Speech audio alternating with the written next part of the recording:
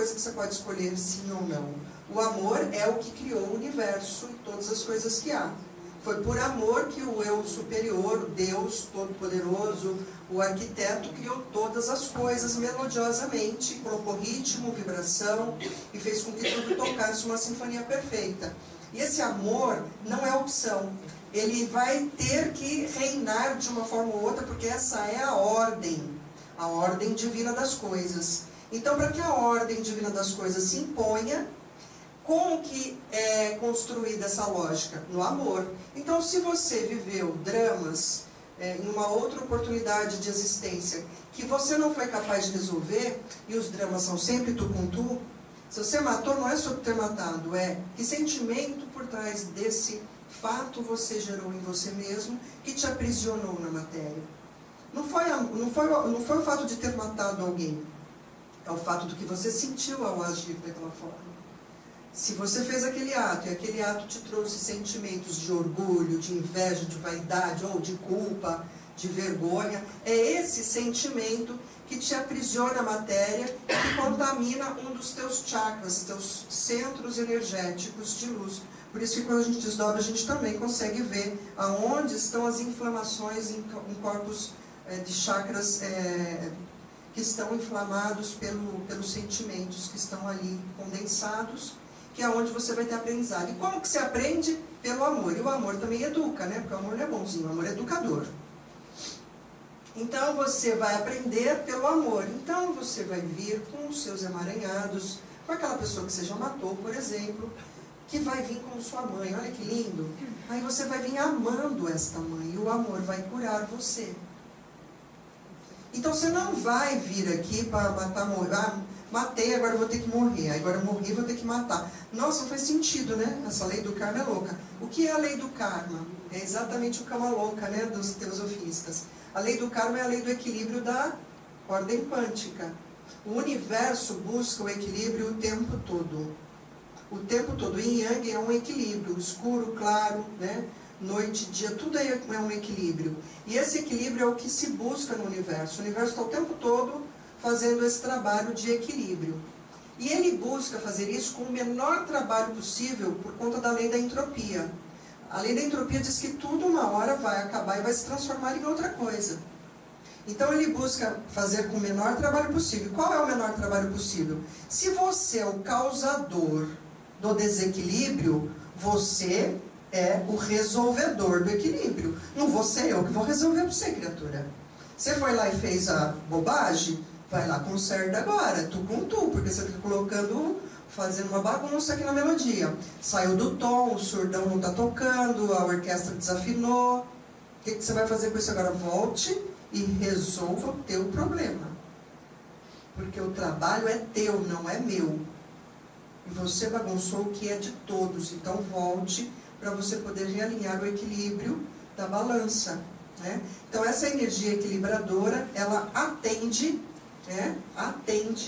à lei da ordem divina. Essa energia equilibradora é a lei do equilíbrio quântico, é a lei do karma, que a gente ouve tanto falar nos budistas, nos teosofistas e tantas outras, né? O karma, os espíritas falam disso, mas agora eu até tenho visto alguns com um linguajar mais coerente, mas por muito tempo tratou disso como um peso.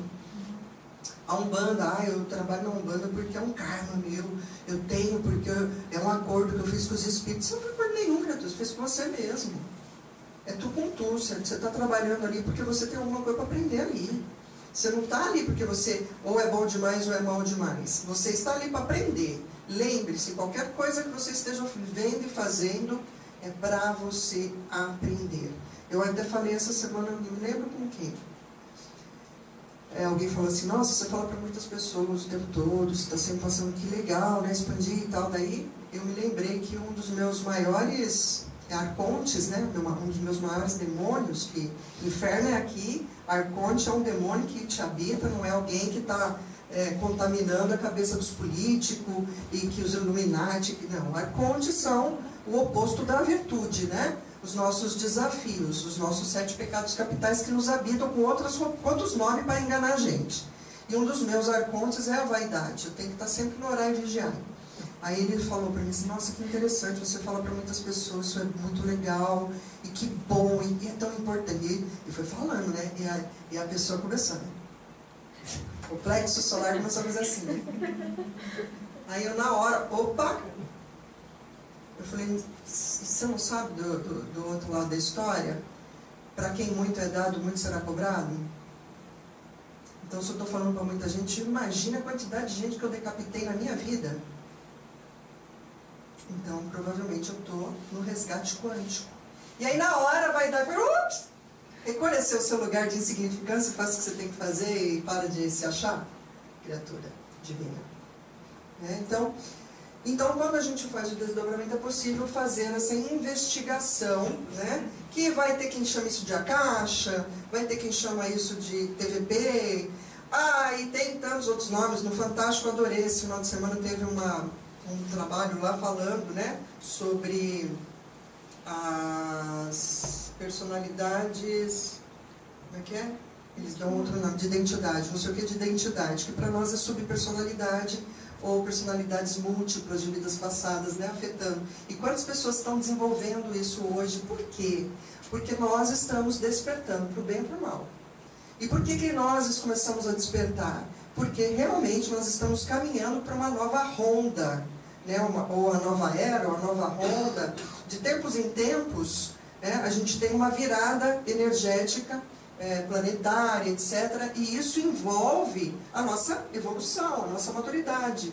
E todo mundo está evoluindo, só que cada um está num grau de escala. Tem quem ainda está num processo muito de animal mesmo. E tem quem já está num processo de falar, ou você agora toma né, par da sua história aí, ou a gente vai ter que te mudar de esfera energética. Porque você não pode continuar aqui. Porque aqui agora é só o próximo nível. Se você não entender para ir para esse próximo nível, você vai ter que ir para um outro planeta, por exemplo, um outro planeta Terra, tá? Ninguém vai se mudar daqui com Elon Musk, ir para Marte, não. Mas para uma outra 3D, né? Porque essa aqui, ela já está cuidando da frequência vibratória dela, o que é natural, porque o universo está em constante entropia e mudança. O planeta é a mesma coisa. O sistema solar, né? O sistema solar uma hora vai apagar. Tranquilo, faz parte.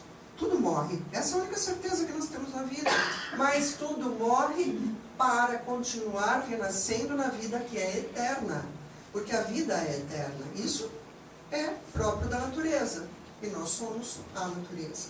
Então a gente consegue fazer essas investigações nesse campo, tá? Então, o Dr. Lacerda foi quem decodificou, como eu disse. Decodificar é pegar vários temas que você... o que acontece? A gente começa a se deparar com temas, assuntos, questões, que você fala, eu já sei sobre isso, e é de um lugar que não é da leitura desse livro. Parece que você tem aquela sensação, eu já vivi isso, eu já experienciei isso, eu sei sobre isso. E aí você começa, então, como um grande pesquisador, a ir se aprofundar no tema, e você começa a decodificar os temas e fazer, né, sua tese, seu estudo, as suas provas. Então você começa a ter aí essa facilidade com esses assuntos. E o Dr. Lacerda, da observação dos trabalhos que eram feitos na casa espírita que ele frequentava, e por orientação de um guia dele, que falou para ele, vamos cirurgiar a sua mulher, só que dá muito trabalho, a conversa foi mais ou menos assim, dá muito trabalho para nós, em energia, plasmarmos aqui, porque isso requer de nós muito esforço energético. Então faz o seguinte, desdobra ela, porque daí nós vamos tratá-la lá onde a gente está. Ela vai ser desdobrada e vamos tratar o corpo sutil dela, aonde a gente está energeticamente falando. Aí para nós isso fica muito mais fácil, vocês aqui vão dar sustentação com a sua energia, com o seu ectoplasma. Então, o próprio mentor dele explicou isso, e ao fazer isso e ele perceber que isso dava resultados, ele começou a investigar por meio da ciência e foi desenvolvendo a técnica que ele batizou de apometria, porque havia um outro médico na ocasião que fazia também cirurgias espirituais, e que por conta dessa forma, né, de conduzir por pulsos, que era uma forma também intuída pelos mentores dele. Ele chamou de hipnoterapia, mas não é uma hipnose, porque a pessoa fica totalmente consciente o tempo todo, né? Não é a mesma coisa. Então ele preferiu dar um outro nome e batizou isso de apometria.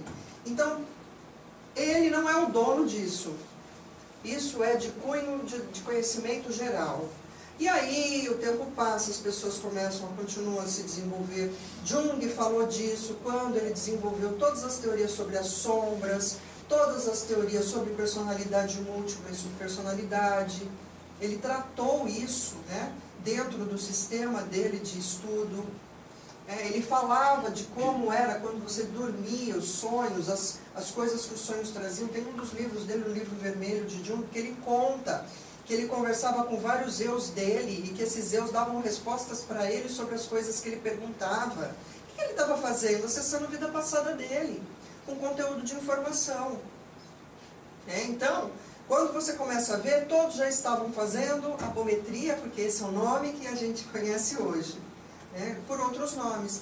E o Bert Hellinger, que foi o criador da constelação sistêmica, não foi diferente. Ele juntou o psicodrama, que já era uma atividade feita por Jung, com o entendimento de que há um emaranhamento quântico e que as famílias são a representação desse emaranhamento quântico para a cura do indivíduo, e ele passou então a desenvolver o que se denominou constelação sistêmica.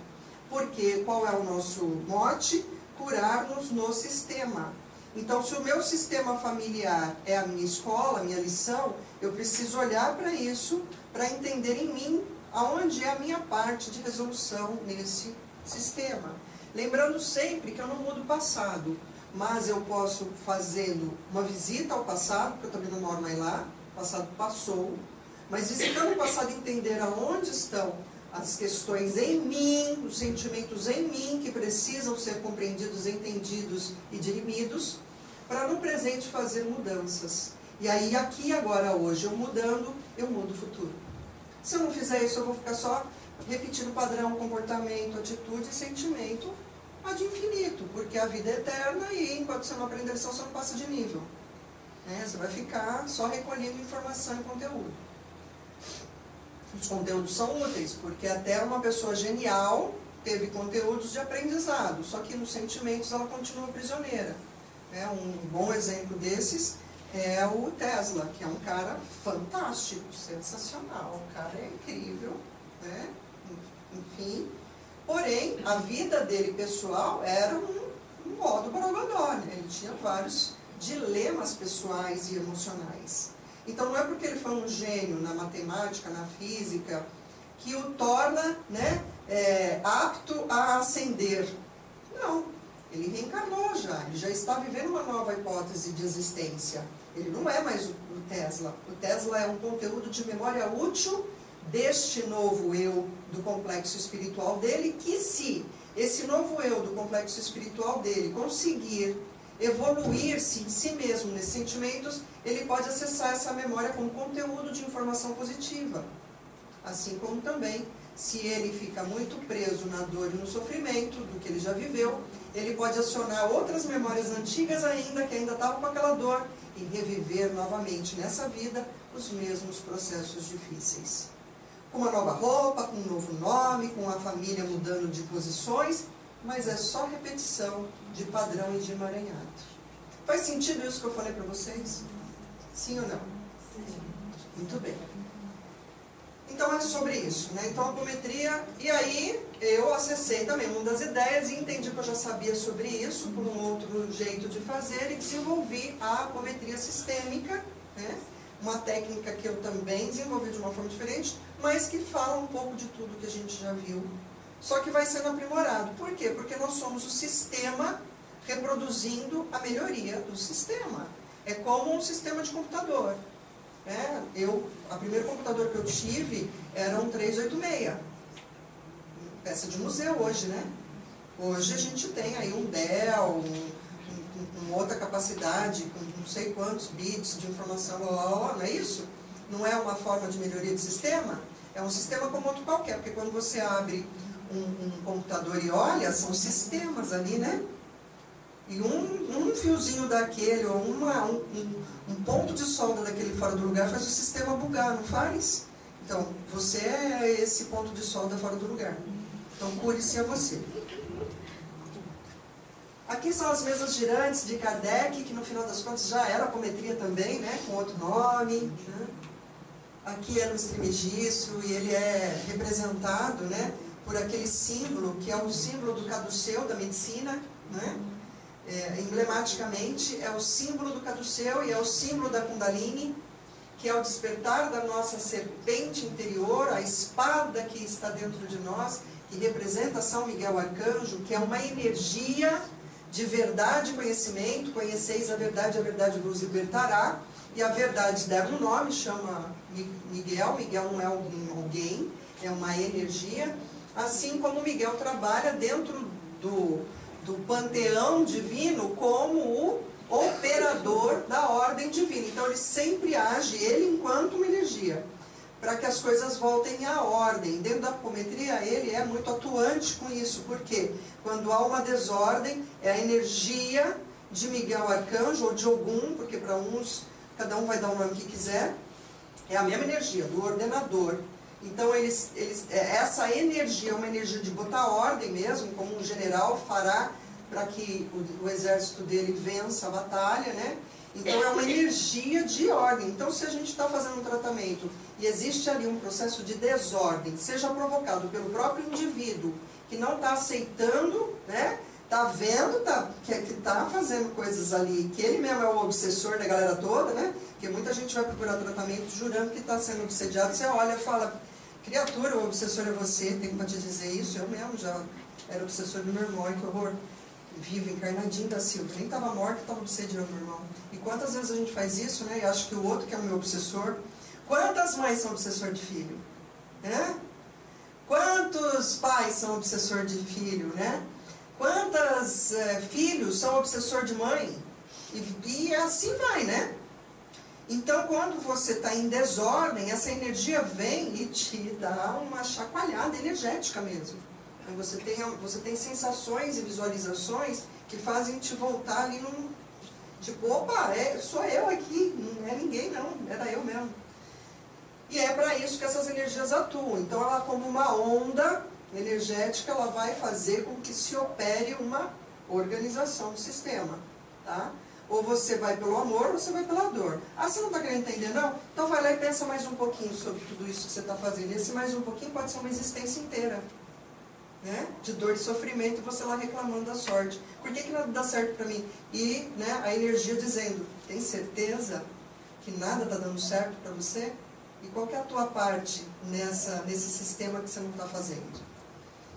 Então, o caduceu é o símbolo da medicina, e não à toa a gente fala que a apometria é a medicina da alma.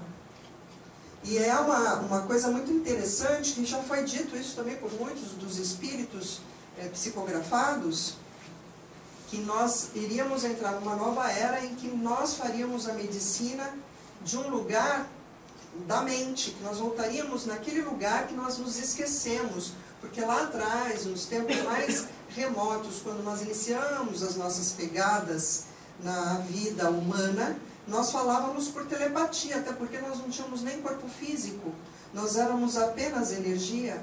Então a gente iria voltar para esse lugar, né? A gente iria retomar esse tratamento da medicina da alma, nos curando nos nossos sentimentos. Quando eu trato sentimento, eu curo o corpo físico, eu curo o corpo mental, né? Nós estamos vivendo a era do TDAH, da depressão e da ansiedade e do pânico e da burnout. Lembrem-se disso. Então a medicina da alma é você mergulhar nos conceitos dos sentimentos. É tratar o teu corpo de dentro para fora e não de fora para dentro. É olhar que toda a emoção dispara os seus centros energéticos, dispara a partir dos centros energéticos um número X de hormônios, e esses hormônios são o input cerebral para que o cérebro dê um output de doença. Porque o cérebro sempre vai tentar te defender, e a defesa que ele tem é criando em você uma doença para te distrair do foco. Porque assim você fica pensando, é assim? Tenta para você ver quando você estiver lá na sua casa. Chutou a cama, em vez de xingar, vai dar um chute com o outro pé, pra você ver como distrai. Você nem lembra mais daquele, você vai lembrar do outro, né? Não é assim? Agora não está todo mundo utilizando um negocinho que fica vibrando quando você vai no dentista? Quem já foi no dentista? Quem já fez sobrancelha, tatuagem ultimamente? Ninguém, né? Vocês são muito evoluídos. Botox! Botox! Quem já fez botox aí?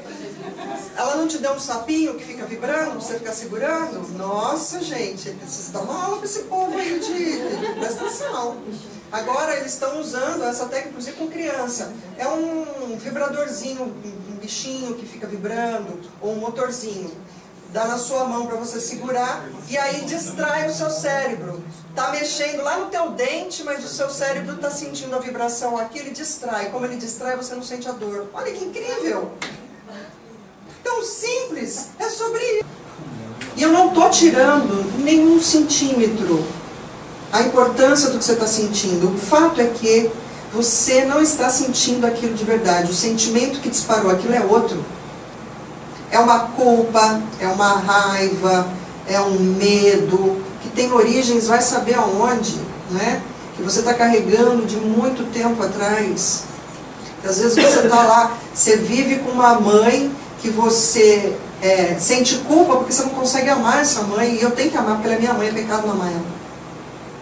Não é assim? Aí você sente culpa. E você não pode isso pra ninguém porque é pecado contar isso pra alguém, porque daí se alguém descobrir você vai pro inferno.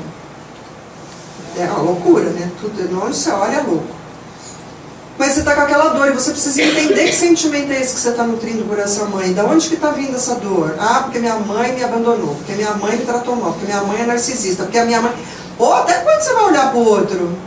Que hora que você vai trazer para o eu e falar, pera um pouquinho, minha mãe é narcisista e eu sou quem nessa relação? Quem sou eu nesta conversa? Qual é a minha parte nesse latifúndio? Que eu não estou querendo olhar, botando só a culpa no outro, só fora de mim. Percebe? E isso prova, né, que nossos maiores dilemas são exatamente como a ponta do iceberg, né? Eu só tenho um nível de consciência muito pequeno. O resto todo está lá embaixo, escondido no meu inconsciente. E nesse inconsciente vai estar todas as ações que vão me aprisionar a alma, inclusive, né?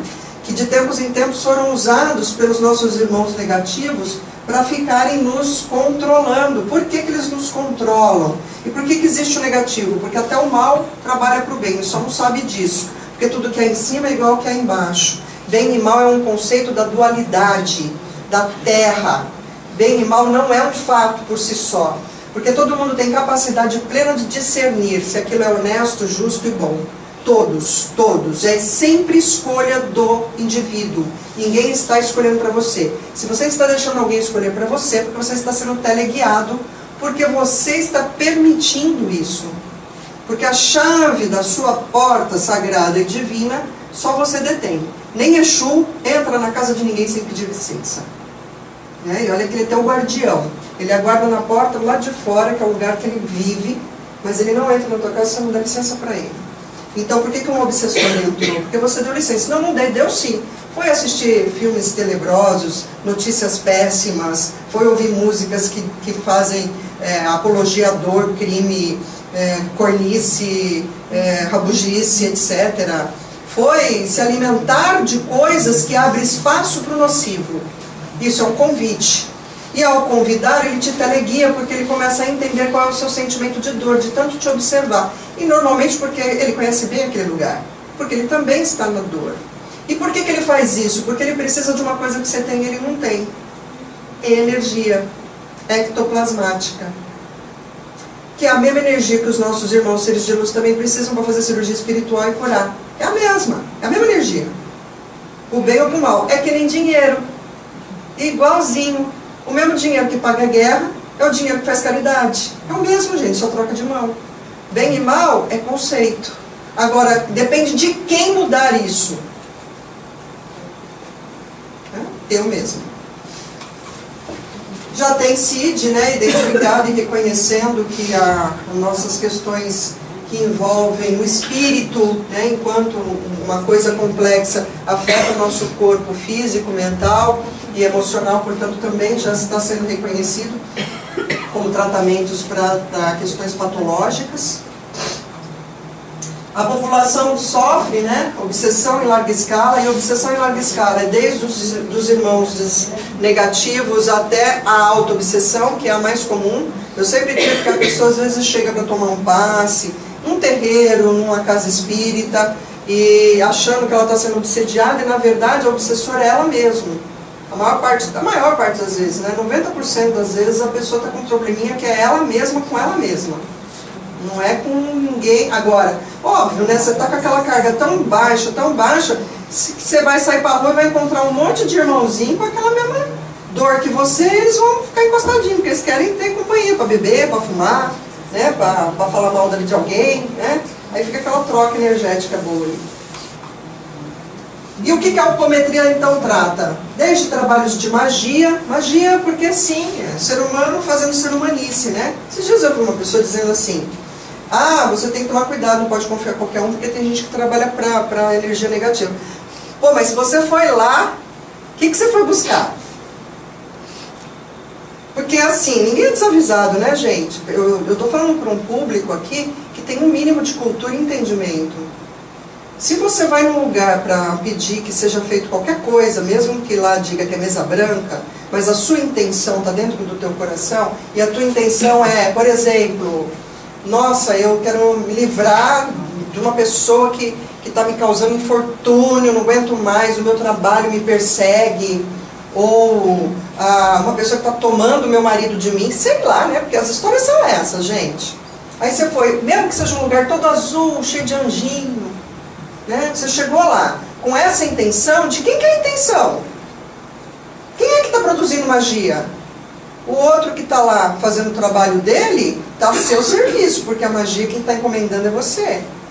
Então eu acho engraçado quando a pessoa fala isso, né? Ah, eu tenho que tomar cuidado. Tem que tomar cuidado, vírgula. Cuide da sua mente louca.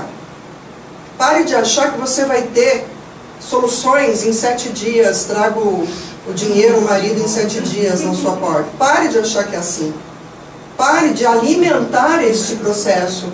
E muito de magia que a gente vivencia são coisas que a gente já realizou em vidas passadas, porque lá atrás a gente vive uma outra realidade, um outro tempo, uma outra relação com a vida. A vida naquele tempo seguia aquele rumo. E é outra coisa